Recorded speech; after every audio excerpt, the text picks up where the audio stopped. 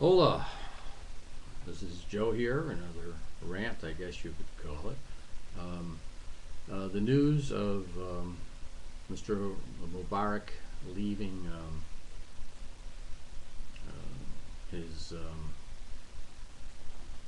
his position as the #1 man in Egypt is very, very interesting. I guess in a sense he did it on his own terms and not because President Obama wanted him to do it or told him to do it.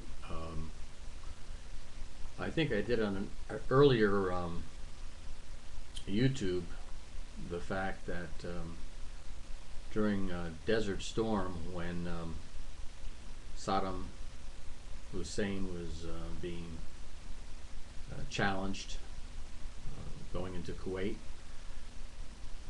Egypt joined our side in this adventure, and Saddam Hussein told the world that Mubarak was a dead man for helping the infidels. And when the news media came down to Mubarak trying to scare him,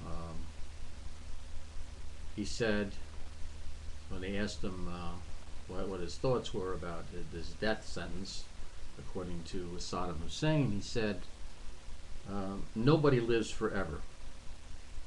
And I thought that was a pretty gutsy statement to say, kind of like a John Wayne statement.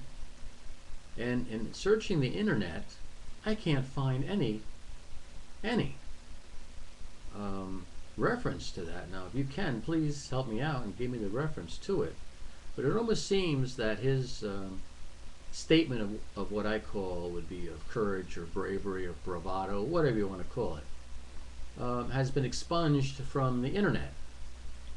And one has to wonder why that is the case. Now, maybe my search techniques are not up to snuff, but I kind of pride myself in being able to find almost anything I want to find on the internet. And so you might want to check that out as to if you can find any reference to what Mubarak said on the death threat of Mubarak by Saddam Hussein. Moving on, looking at the media coverage of this Egyptian thing, it's really mind-boggling. Mind-boggling. I've been listening to Michael Savage, and he basically was saying that we were being brainwashed. And brainwash comes in little dosages.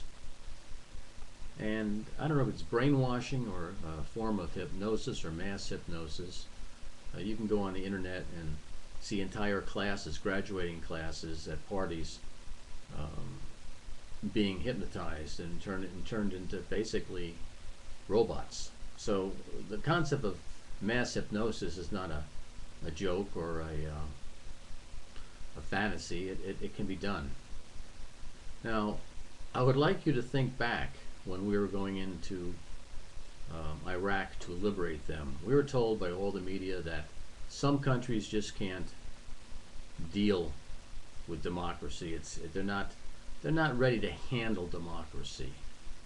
They really don't want democracy. And even the people in those countries who said they want to be free, they were told, well, they don't really know what they're talking about. And now everything's diametrically opposed, and all of a sudden the Egyptians are the saviors of democracy.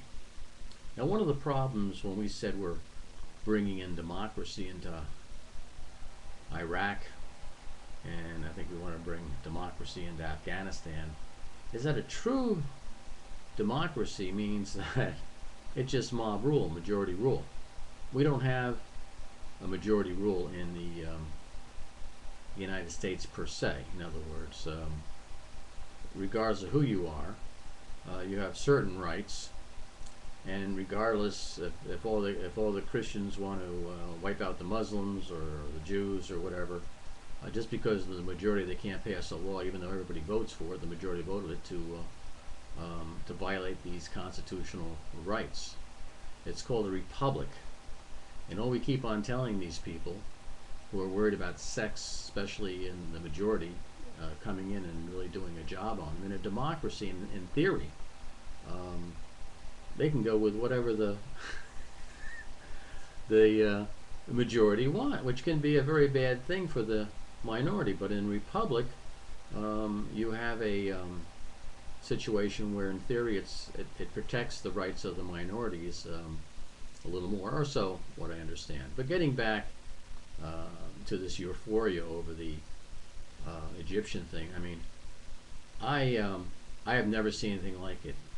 In a sense of all of a sudden, people being mesmerized about this, what's going on in Egypt. I mean, they're almost as excited about the liberty in Egypt as they are about the Super Bowl, about Great American Idol or whatever the heck it is, Dancing with the Stars, or I Want to Be a Millionaire.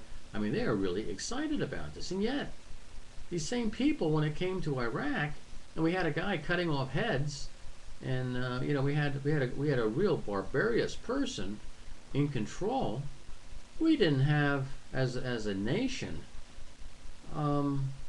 any real conviction, passion to the liberation of Iraq.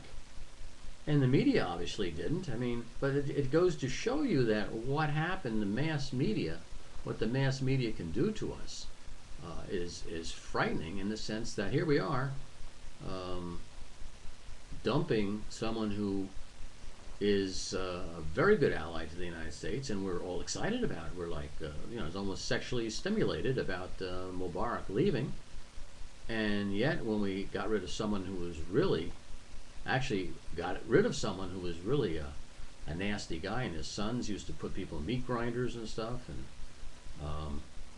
all of a sudden these same media were saying, well, really, we shouldn't be there. We bought it, we buy it, or whatever the heck it is. You buy it, you broke it, or whatever the heck Colin Powell was talking about. It is such a difference that one has to wonder how the masses are being manipulated. I mean, it blows my mind. I'm sure that I can be manipulated to a point like anybody else, and I'm sure my sense of propriety, or whatever kind of, or moral justice, or poetic justice kind of rules some of my logic. But in this case, it is night and day between the way the media and the people are reacting to the liberation of, quote, the liberation of the Egyptians, and what happened in Iraq. And yet, when the people in Iran were really risking their lives, I mean, they went out there and they were facing death sentences, and most of them got it, unlike in Egypt. But yet, they're not evil. We don't consider Iran really evil, officially, by our media. They got people locked up there. China has their Nobel Peace Prize guy knocked up. Not locked up, I should say, knocked up. Locked up there. And the Chinese are honored in the United States. North Korea is threatening to, nuke everybody. Iran is threatening to eliminate Israel. And when we have the opportunity to make some statements against the leadership there and encourage the people to rise to a democracy, we won't say a thing. We won't say a thing about China. But when it comes to Egypt, boy, everybody piled on. Everybody piled on. And there was no questions whether they can handle democracy.